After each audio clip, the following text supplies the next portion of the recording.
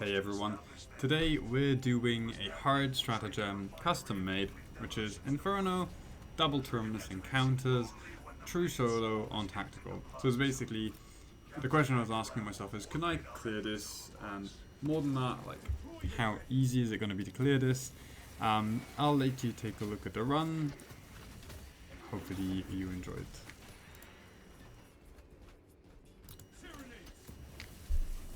So we're on the Pyre Blaster for this run, and as you can see we already have pretty good RNG because we're getting melee Majoris. This section on Pyre Blaster can get really annoying if it's range Majoris, but we're kind of lucky here.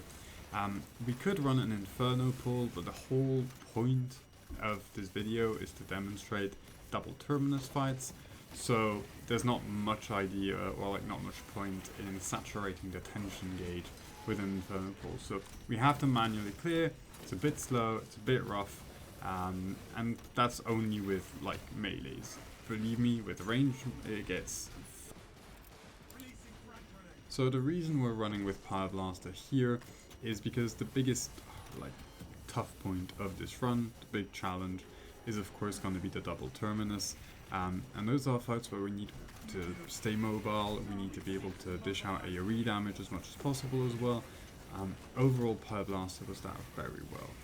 It does really struggle with range Majoris, it struggles with Zoans, it's also not very good at CHP, but overall for this challenge I think it is the best choice you can have, just by virtue of the damage it will deal overall.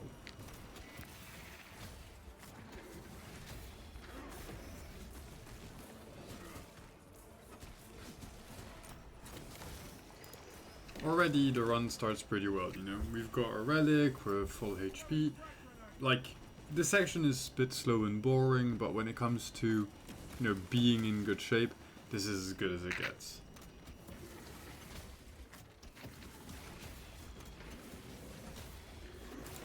So what you want to do with melee Majoris and Flamer is you want to tag them with flames and get a couple of blocks on them so they take extra damage. And then either let the flames finish them or go into melee with 2 block stacks, you win that. Here I take a really bad trade, and because it's a hard stratagem, they take a lot less damage, so that Gunstrike really gives me like a little HP. I didn't want to grab an exec because I didn't want to waste radiating impact as I'm walking onto a Terminus spot. It's a bit sad, but you'll see it pays off in a second.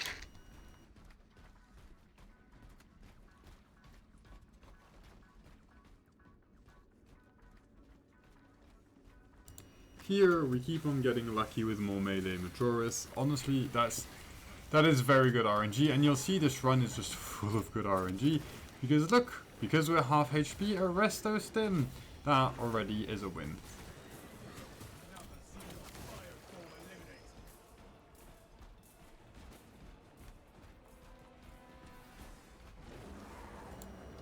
And this is where it starts getting dicey.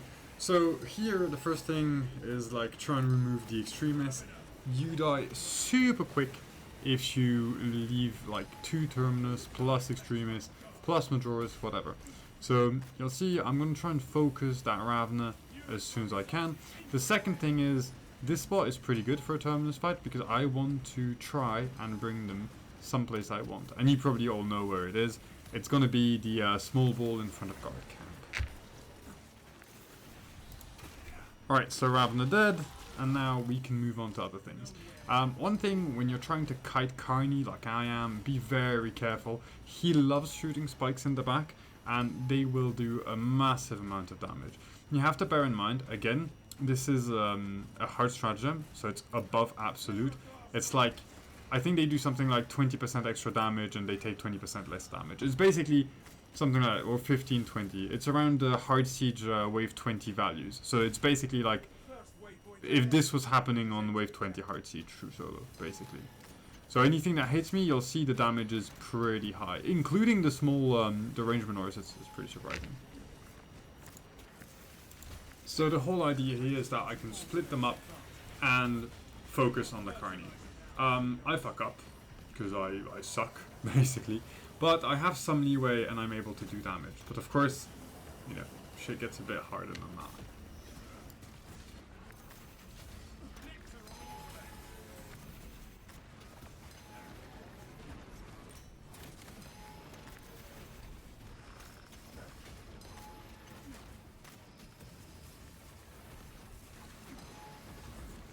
So here I forget I have a relic, so I turn off the recording, and then I realise that, wait, it's not over, except it's a bit late, and Carney and Lictor are both back up. So we restart. Let's go.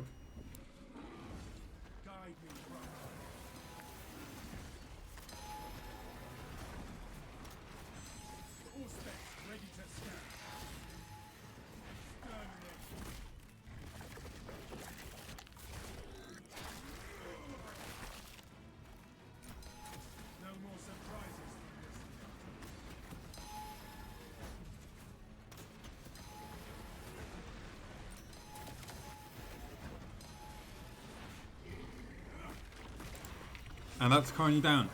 Honestly, pretty poorly played by me. If you look at the scene again, you know, like I could have grabbed an exec to not get staggered by the Lictor. I didn't pay attention to my upper hand. Blah blah blah. Like, there's a couple of things where it really should have been cleaner.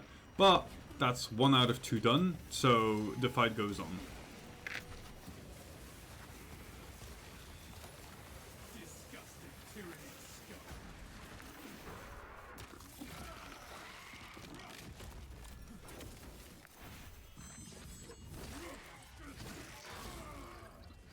The fact that Neuro is waving here is just like a boon for me, because it basically gives me time to kill shit with him doing absolutely nothing. And you'll see I also use that time to go open the door, because here we can absolutely bamboozle Neuro, which, you know, I didn't want to skip them, but I'm not too worried, or I don't feel too bad about cheesing them. Also, we get gifted with a present that will carry us through the entire run, the crack grenades, as you'll see. This is a very slight thing, but we break line of sight with these guys to force them to move into us in the corridor, and then we immediately stop them by just positioning ourselves in front of them. Simple as that, you know. It's a very simple way of manipulating the RNG. Radiating wipes them out at the end, and then Neuro is in a super good spot to kill it.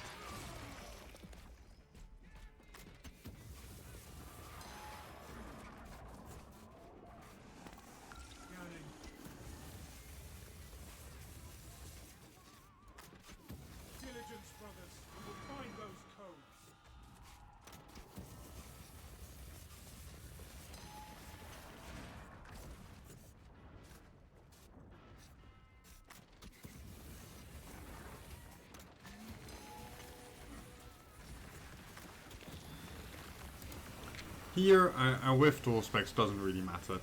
We've killed most of the stuff that's here. Neuro takes a lot of damage from Flamer anyway, so at this point, it's done. That is 1 Terminus encounter out of potentially 2 out of the way.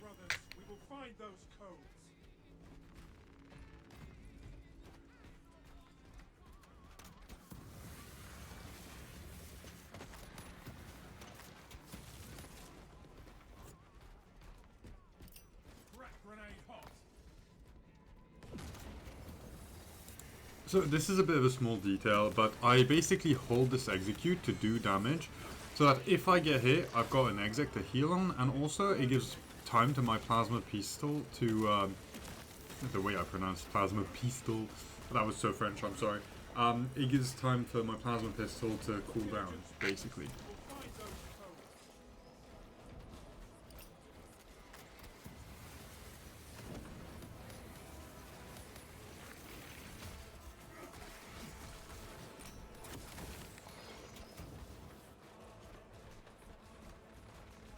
Obviously, on a run like this one, I'm checking all relic spots. I don't get lucky with this one.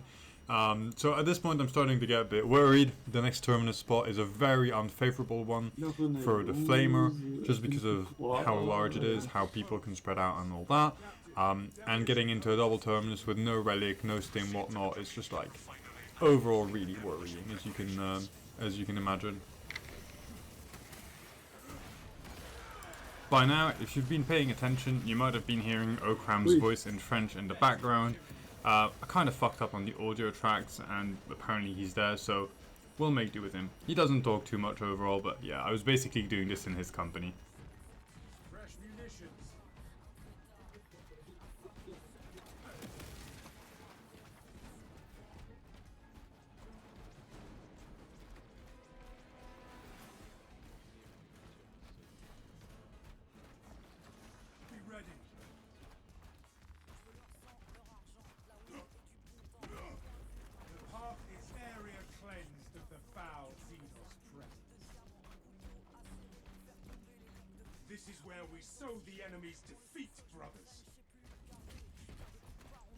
Obviously, we rush to check the relic spot. We're lucky, it's there. Already we look up. So now I'm only just like slightly shitting my pants at the idea of fighting a Terminus here. And then I'm like, great, stim. And no, we are not that lucky. But we're lucky enough not to get a Terminus here, which is pretty damn neat already. And obviously here, you know, again, we could skip the Terminus spot by just pathing to the right? Just like we could have skipped the first two by making an Inferno pull. But the idea being to fight the double Terminus, yeah, doesn't really work out that well. To be honest, the whole run is, I don't want to say chill, but like anything that isn't the Terminus is already a lot easier to handle, obviously. And the only real threat are going to be shotgunners. That's going to be your main issue. So we get blessed yet again with a restorative stim. This is just very, very good RNG. Again, this run has a lot of good RNG packed in it. You'll see it gets even better later, but like, we take those. And in a challenge like this one, RNG definitely plays a part. There's only so much skill can do. You can basically try to push RNG in your favor, but here is just pure luck, and we absolutely take those.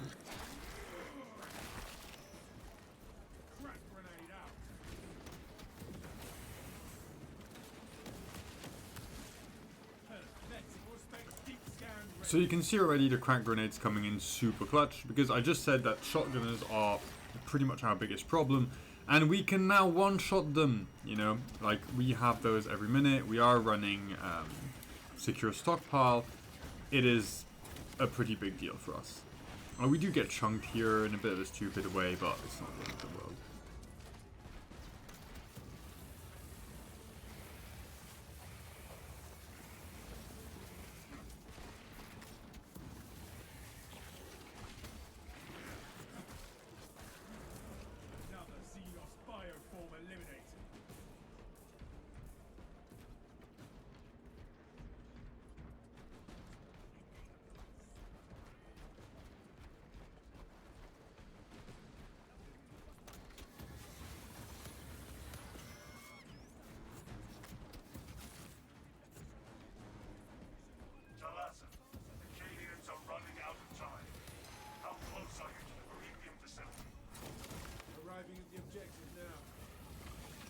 So in a situation like this one, you want to kill that Lictor, you want to get it off here, but you do want to spend your Auspex only on the Bioball, not on the Lictor. Like, you will kill Lictors in melee anyway.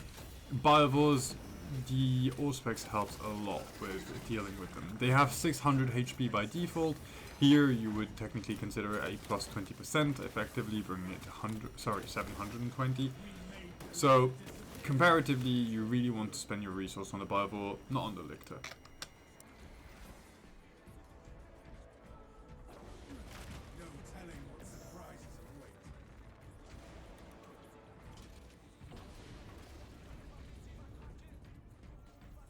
Let us finish what the Cadians started. Use the codes to bring the bomb and finish its deployment into the crude Prometheum well. Cautiously, if you know what is good for you.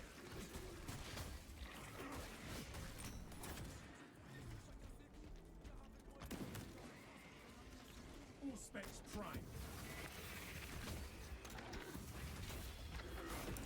Now, for those who are wondering why we're not using the resto stim we picked up a bit earlier, it's a pretty simple answer, which is we want to stay on somewhat low HP because we get more chances of generating a stim. So by doing this, I'm just hoping the game gives me a second stim that I can pack, either a normal stim that I would eat and keep the resto one, or just another resto stim, whichever would do perfectly well for me.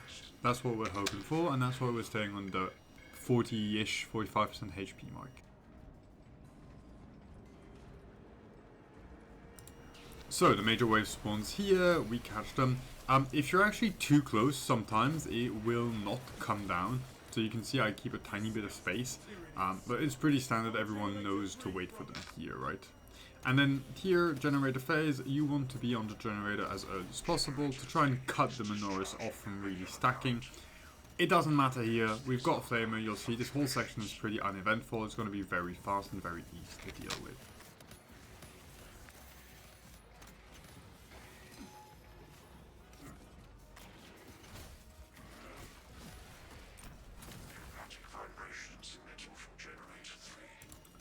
Sometimes generators will reproc kind of randomly if there's still a Minoris or two to jump on it. It's a bit inconsistent, we don't really know how it affects clear speed or whatnot, so it's kind of whatever at this point. It's just a bit of trivia really. The first leg of this race is behind us.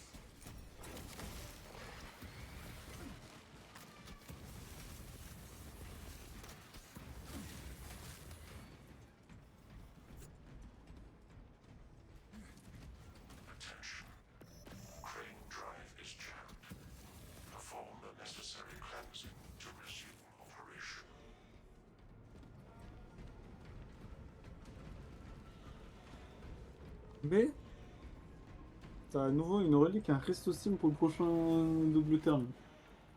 Back on track. So here I get some French Par exemple, la première encouragement fois. pointing out that I have Attends. a double, sorry, that I have a Plus. Resto Stim and a Relic for the next double Terminus, which is technically the resource I used for the first pull. So, on paper, Marco is right. We're in a pretty good shape here for the next Terminus. But then again, I'm still shitting myself anyway. The next section again is just like generators. You have to bear in mind like every 1.5, 2 generators, depending on how quickly you clear them. They'll be getting extremists as well, so we're about to get some by all standards.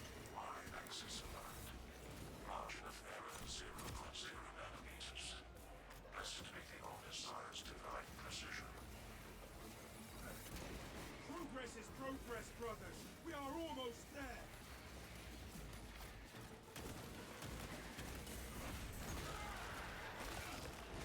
Overwatch needed on generator 1.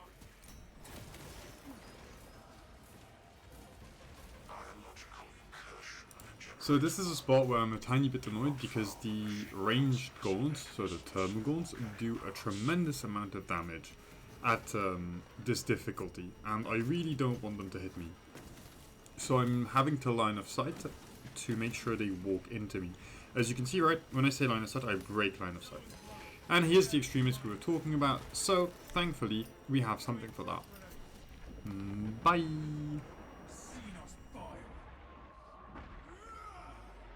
Alors, attends, tu le tombes pas avec une craque? Ou c'est en espérant que ça bute instant? Ok. So here, Marco's asking why I use 2 cracks and not a singular one. Mostly because already in Absolute, 1 crack will not one-shot a Zoan.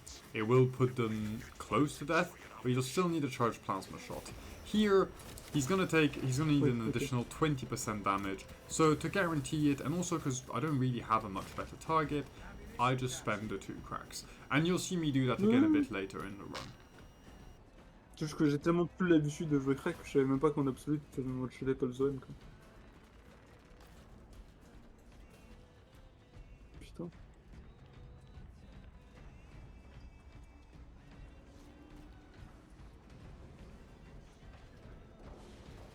Stay close and sharp.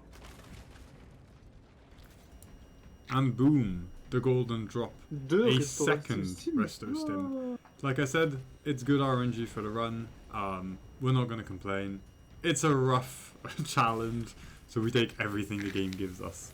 It could have been worse. It could have given us a melter as well, you know.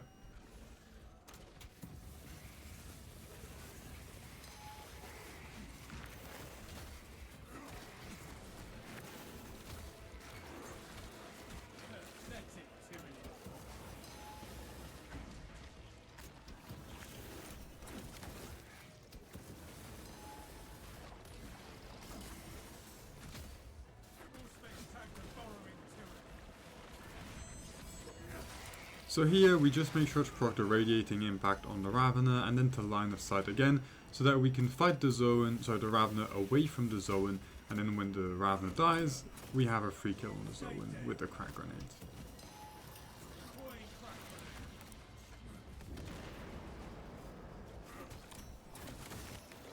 Severed the Zoan throne.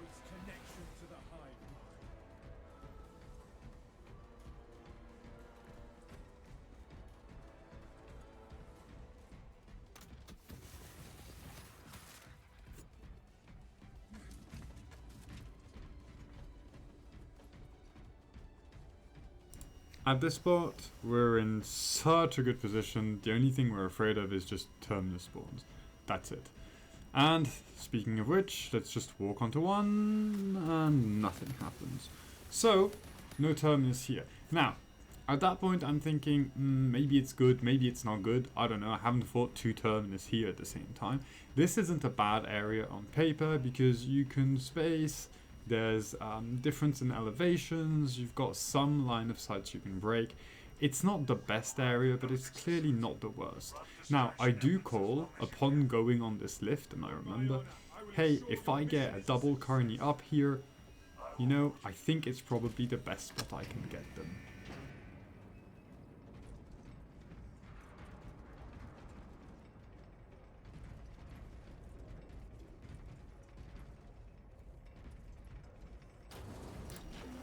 And my, would you look at the time? It's double carny o'clock. What a surprise. So I start off by absolutely fumbling my Lictor opening. I spot the Zoan in the back as well, which I know I want to get rid of. And I immediately pop one of the stims to not pop the relic. I'm a bit sad with that radiating. It gets target capped on the Minoris. It does get rid of most of them, but it's not ideal. And boom, one shot. Carny projectile into Lictor trade pattern and we're fucked. Proc the other stim again to regen HP, and now I'm thinking I've got a good Auspex, but the Lictor says no. So now I need to take that Lictor. I get kind of bamboozled by the Minoris Gunstrike. Gunstrike stacking doesn't always work in your favor, and now we're kind of fucked with no Auspex, but they are being very cooperative. So at this point I'm thinking I can just cleave the 2 of them, and also I need to get rid of that Zoan. 1, 2, and done. Jump down to break line of sight and force a carny to jump down. So the reason we want that is because once he jumps down, we can force him into a parry where he's going to take bonus damage afterwards, like this. There we go. And now he's taking extra burn. So we just space him out, kite out, and out of 50%, more stuff's going to spawn. You can see me intent on climbing back upwards.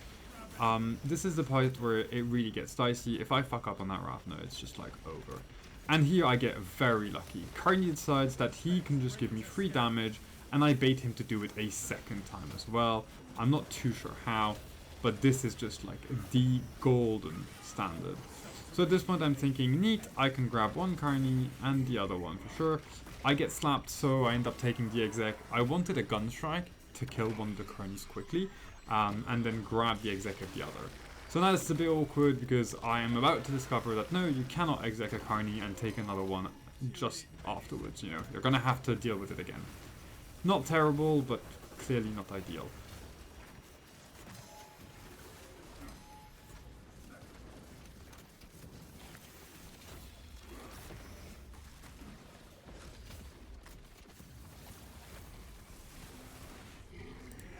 And boom! Second Carny down, second Terminus encounter done. So really, the only thing left is not fumbling this to the odd Zoan or Spore Mines or whatever else I would fumble or run to. Enraged Shotgunners. Speaking of which, there's a couple left that we're going to have to deal with. You are fertilizer. Crack grenade out. So here we repeat the same thing where we hold the execute to trade with the shotgunner, and then we'll put this one in exec, set this one in exec with a crack, and then kill this one to ensure we avoid an enrage. There we go, no enraged shotgunner to handle.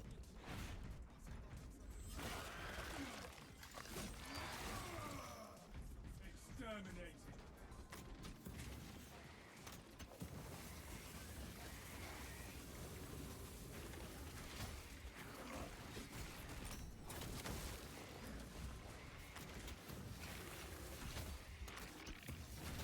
Small tip for the Bramble dudes, they always jump back after their double attack, like 9 times out of 10 at least.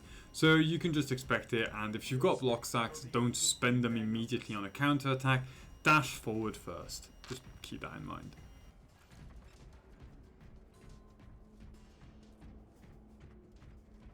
Be ready.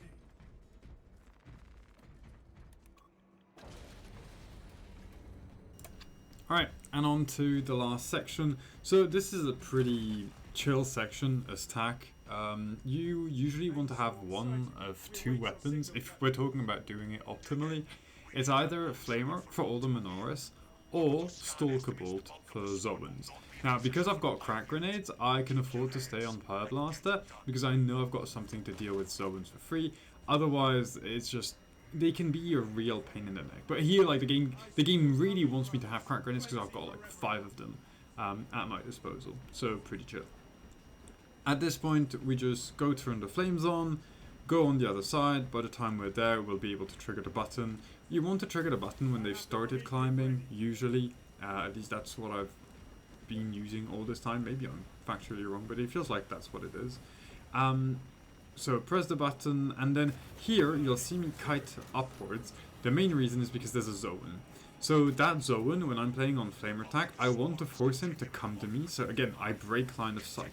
And the only tool I've got to break line of sight here is this wall. So we're going to play Ring Around the Rosies with the wall to force the Zoan to engage with us, basically.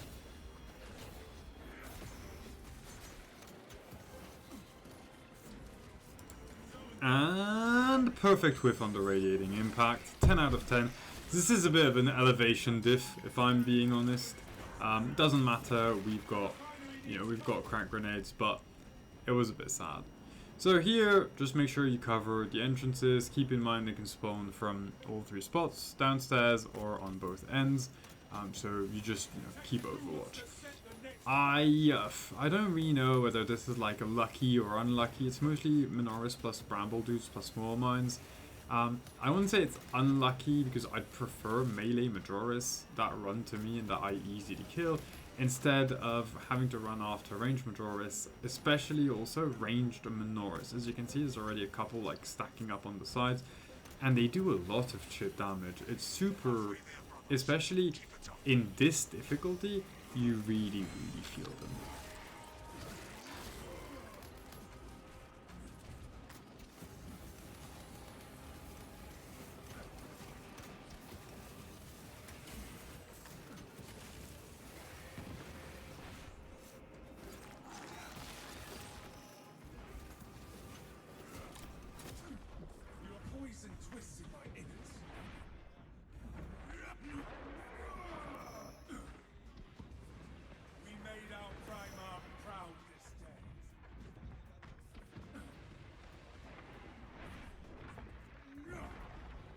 Moving on our position. And another terrible Radiating Impact, but hopefully shouldn't really matter. We can just handle whatever comes, and it's going to be mostly Minoris. On to the very last wave, and hopefully we're done with the mission.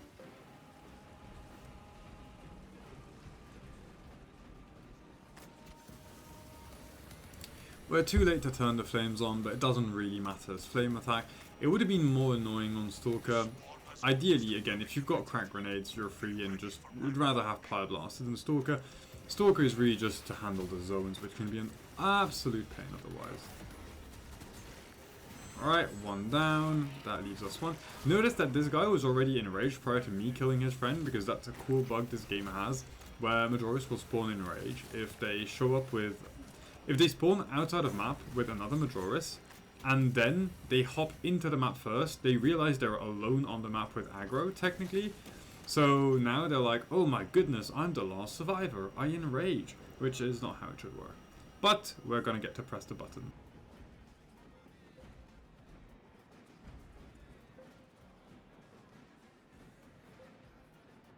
You are clear to detonate. Or are we? Of course, the end of Inferno always comes with its usual last treat. Then again, double Lictor on this specific build, on this specific class, after all the shit we've already sifted through, is very much a non-issue. Like, it's kind of a fun treat at this point.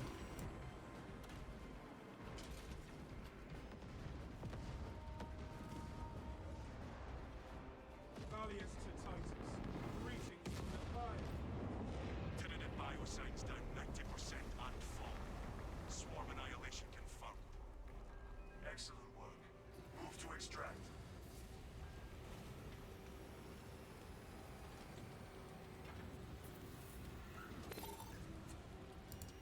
And that's it. Hard stratagem, so harder than absolute. True solo, double terminus on the terminus encounters, and 2 of them cleared.